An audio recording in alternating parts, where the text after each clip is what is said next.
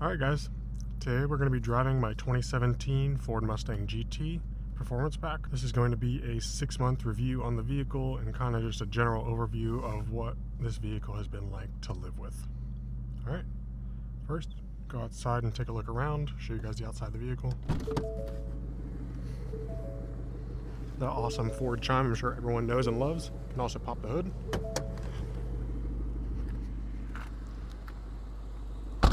Good solid door click. Alright, so this is my ruby metallic red 2017 Ford Mustang GT. It's a little chilly out today. It's about 30 degrees here in Virginia, so I'm not going to spend too much time out here, but kind of just doing an overview of the vehicle. Suspension that's on it. It's got Steeda Coilovers front and rear. It's got Steeda front and rear Swaybars. It's got some Hawk performance pads. It's actually got track pads on it. They're kind of annoying on the street, but they are amazing. Adjustable end links. It's got a Borla exhaust. I'm sure you can kind of hear it.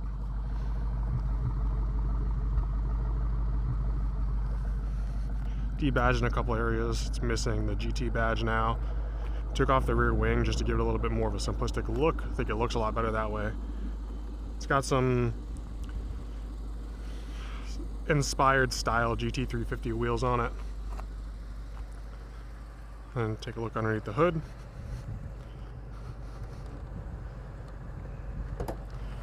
Underneath the hood, we've got the famous Coyote 5-liter V8 now.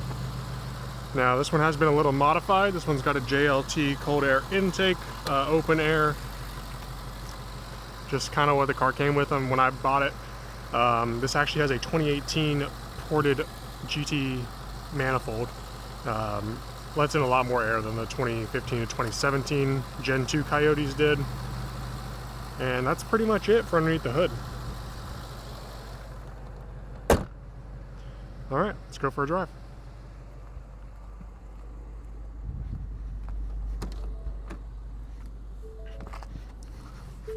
Let you guys hear this thing a little bit, give it a little rev. Let's get going on our drive here. This GT is equipped with the MT82 6-speed. Now this is a love it or hate it transmission, and I personally have had no issues with it. This one does have a short shifter in it, a Barton X3 short shifter, and I believe that is all for the interiors except for the NGauge tuner up here. But yeah, that's pretty much all it's been done. It's super clean, super nice interior. Yeah. All right.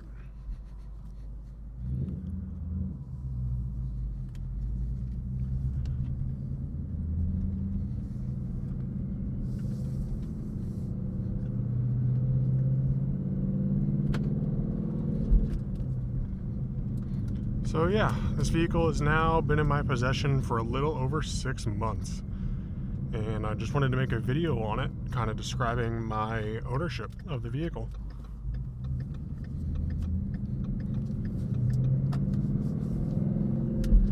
I personally like to get the bad stuff out of the way first. So, let's talk about that. Bad thing number one when it comes to a Mustang, especially a tuned Mustang. Gas mileage. Now you'd probably think, well, it's a Mustang, you don't expect to get your gas mileage anyway, and you would be correct. But I was not expecting it to be as bad as it is. Let's see, right now I am averaging 14.9 miles to the gallon. That is pretty much all predominantly city driving, less than 10 miles a day. That's pretty much what I've been getting. It is pretty bad. And I was expecting more whenever I bought the vehicle. But nonetheless, still puts a smile on my face. And I get to enjoy it anytime I want to. Now, let's kind of go over the modifications that have been done to this. So this does have a Gt350 Alcantara, suede, whatever you want to call it, steering wheel. Just with the regular GT airbag and buttons put back into place. This vehicle also does have, like I mentioned, the Barton short throw shifter, excuse me, and has a NGauge tuner on it, but it's actually running a Lund Racing 93 octane tune. And it kind of leads me into the next, like, medium-ish bad thing that I wanted to comment on: the tune. I have driven a stock GT. They are pretty touchy from factory, but this kind of just turned it up another notch that I wasn't really expecting. This tune, even in normal or snow and wet mode, is like an on-off switch on the throttle. And whenever the vehicle's cold, like most vehicles, they're a little bit more twitchy, a little bit more jerky. But this one in particular, I mean, you just like rest your foot on the pedal and it's ready to go. Yeah, sometimes it makes you look like a Hellcat owner whenever you're taking off the line. But no big deal, really. It's kind of something you grow to get used to. You just have to be very light on the throttle. I mean, my foot is just resting. I'm sure you could hear that.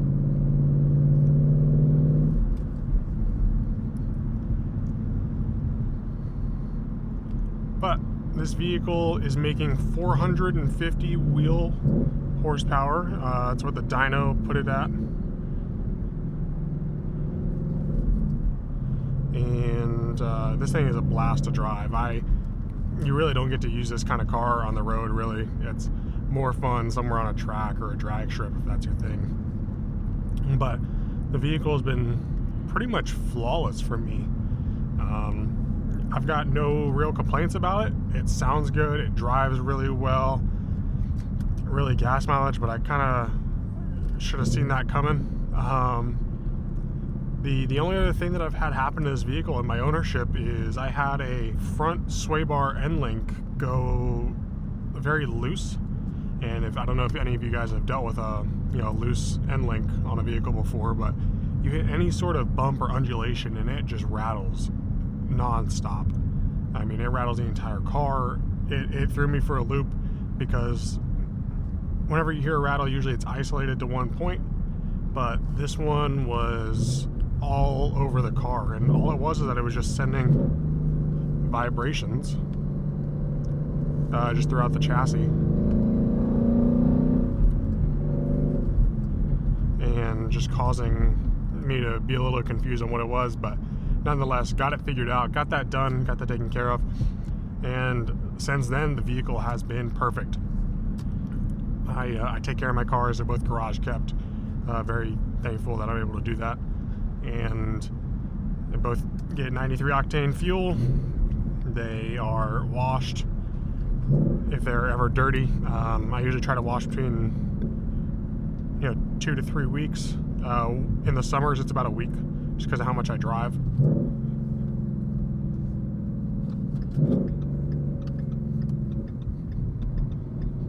Let's see if we can get on it a little bit here.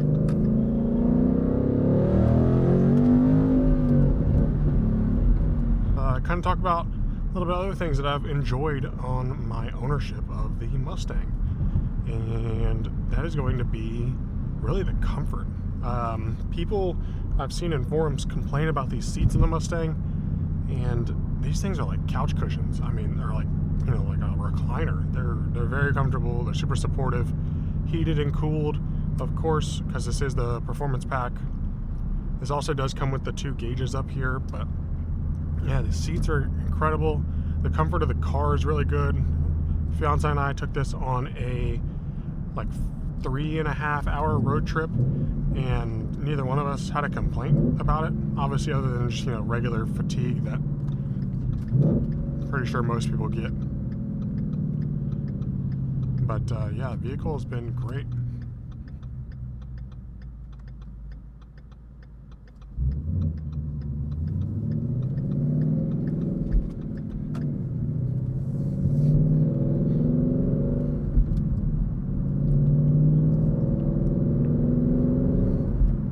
As we can kind of address the transmission in the room, the MT82. This transmission is pretty much known as a just grenade engine or grenade transmission. Blow up at any point. That's kind of how it has been perceived as a transmission. And just from personal experience, at least at around the 400 to 450 wheel horsepower range, transmission has taken, you know, pretty good beating. I'm not too rough on my things, but it's still been great. And really no complaints from me on the transmission front.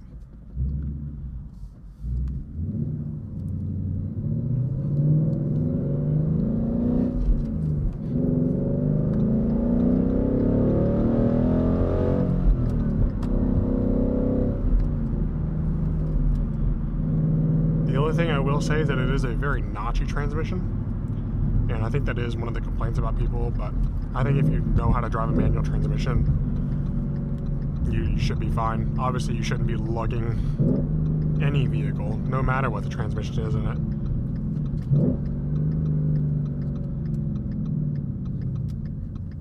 But yeah, as we come to the stop here, kind of just look around the vehicle a little bit more. Sync 3, this has been no problem for me. It's wired Apple CarPlay. I could do a wireless adapter if I really wanted to. Got the standard gauge cluster here. No complaints really, other than you cannot see your speed in the center menu. I know you may not think that that is too big of a deal, but for me, I like to be a little bit more accurate, and that's why I constantly have like Waze open so I can see my speed on there. But other than that, no complaints from it. I've been happy with it. It's been good to me, and I think that if you just use it for its intended purpose of hooking up Apple CarPlay or Android Auto, you'll be fine.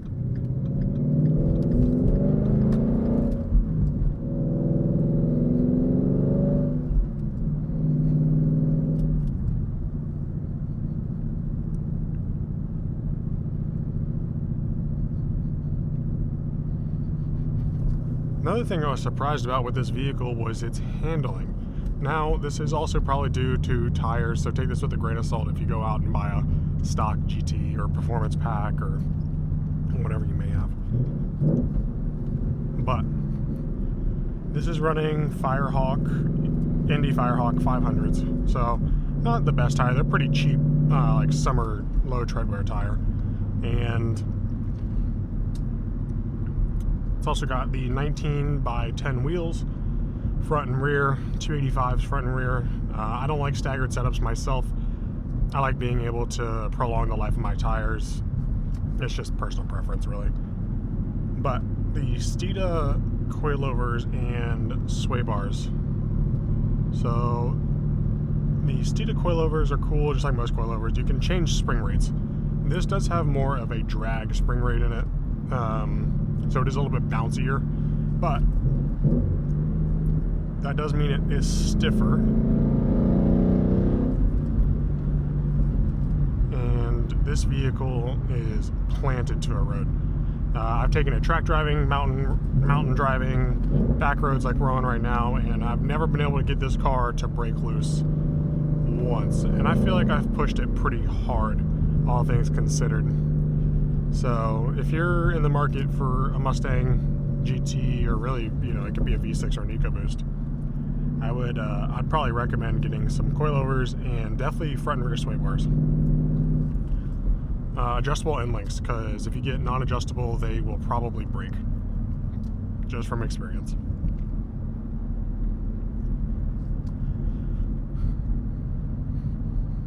Another thing about this vehicle, the Alcantara steering wheel.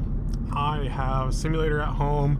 I have an Alcantara steering wheel, and I actually hate it.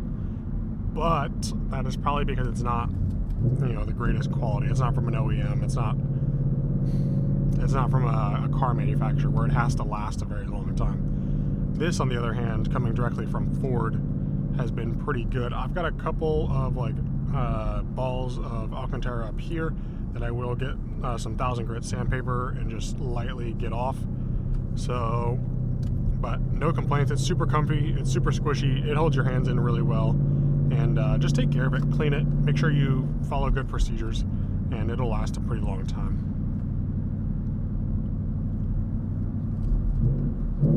Now this vehicle does have a few drive modes. So normal mode, which we're in right now, you've got Sport Plus, you've got Track, and you've got your Snow and Wet.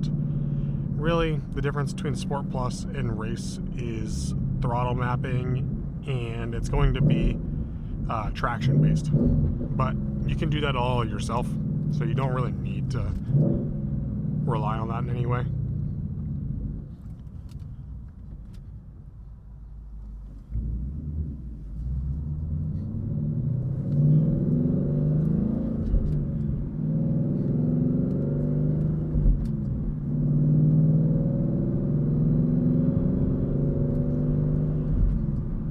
Not a bone to pick with the car, but with the company NGauge. I have had this gauge now since obviously I own the vehicle, and it is constantly turning on and off, on and off. I've looked up some things on forums, can't really find too much on it. I've seen people where they've had to like disconnect, but mine just turns on and off constantly. I'm assuming it's a power issue.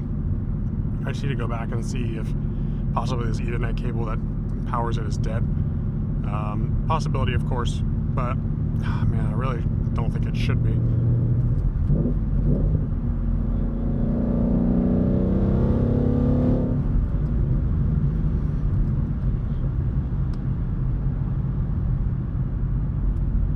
Oh, nice GTO right there.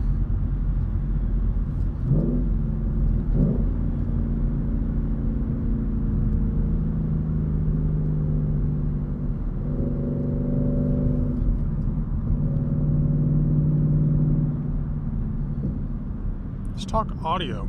The sound system in this car, while not the best, is definitely better than I have experienced in some vehicles.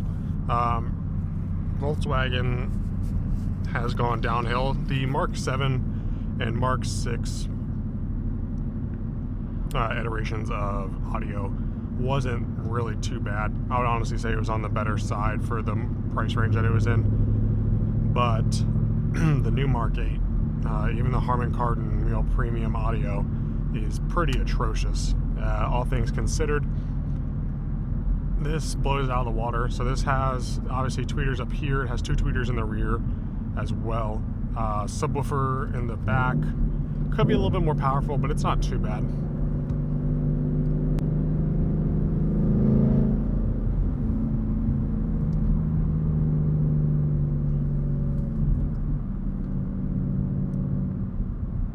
Back off a little bit from this person. But yeah, sound system in this car is pretty good. It gets plenty loud without really distorting much at all, which is super nice. The lows aren't the best, the mids aren't the best, and the highs aren't too bad. It's kind of just like a pretty neutral sound, I would say, which isn't bad. Even with some tuning that I've done to it, it's above average. Not great, but good. And that's really all I could ask for out of it. Yeah, I'm pretty happy with it. Doesn't disappoint me whenever I'm listening to music. So that's also another good thing. This vehicle is fantastic to drive. Get on it a little bit here. I mean, it just hooks to a corner and goes. It's got more than enough power for literally anything that I needed to do. Obviously, this Coyote revs out with the 2, and this one revs to 8,200 RPM. I wouldn't do that very often. Just for the longevity of the engine, but it can do it, and it sounds menacing.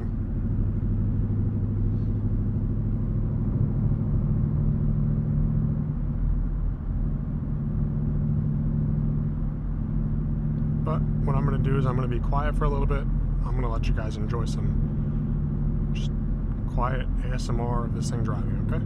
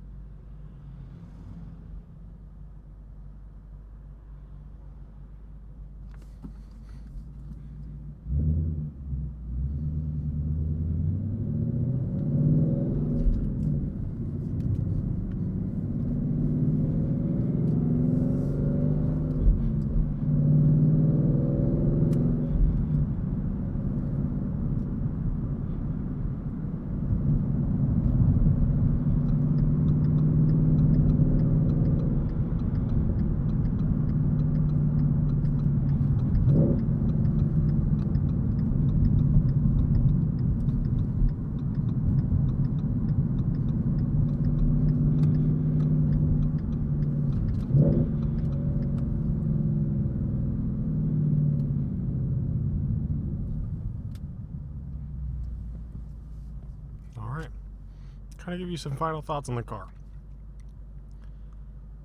Speaking of car, 2015 to 2017 Gen 2 Coyote first gen S55. I think you should buy it.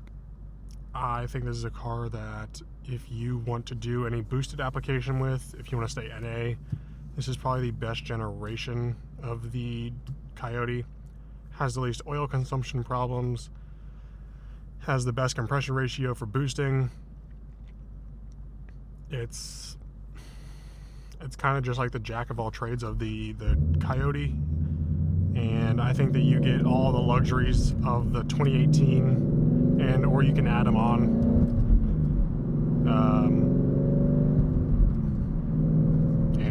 Just enjoy the car. It rides super smooth, super comfortable. Maintenance is pretty low. Sounds great, stock exhaust or the one that you have on it right now. This is a car that I'm probably going to be keeping for a while. It's a good daily. The only thing that kind of sucks is the gas, but hey, you kind of get over it once you start pressing the gas pedal a little bit more. But yeah, it's kind of my final thoughts. It's really nice. Good physical controls. Everything is physical in this car. It's all super well put together. It's super nice. No rattles, no clunks, no shakes, nothing. Decent sized visors, LED lights. No, it's a good car, and I recommend it for pretty much anyone that's shopping in this kind of realm. If you're not looking for the best handling, but you're looking for something with a little bit better interior, I think the Mustang is a better choice over the Camaro. Yeah. So I got some errands I gotta run. I'm gonna pull in over here and catch you guys in the next one.